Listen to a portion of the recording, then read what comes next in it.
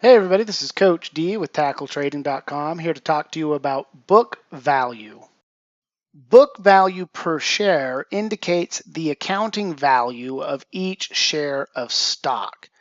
Book value is a company's net asset value, which is calculated by total assets minus intangible assets and liabilities.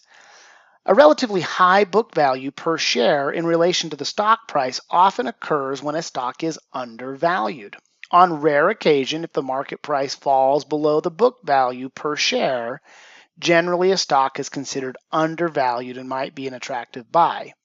The formula for determining book value per share is a relatively simple general accounting principle. It's the shareholders' equity minus preferred equity divided by the total shares outstanding of the common shares.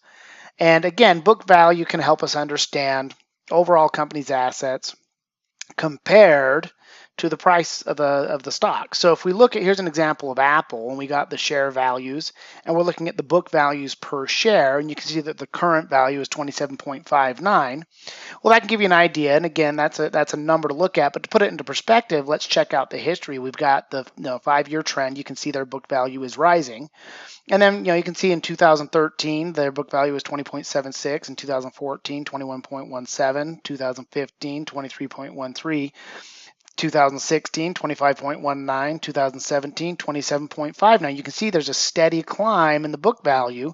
So the general idea here is that the valuation of that company is getting better and better. By comparison, here's a chart of Microsoft looking at the data, share value, and again, book value per share.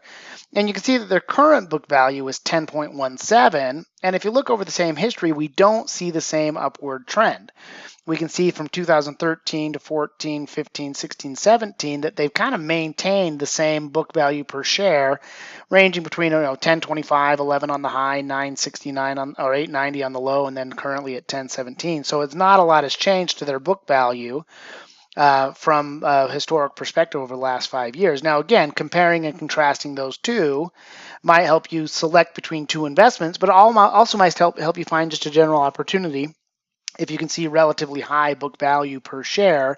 And as a general rule, you want to compare that against other stocks in the same industry to determine whether or not that's a strong book value for that particular sector of the market.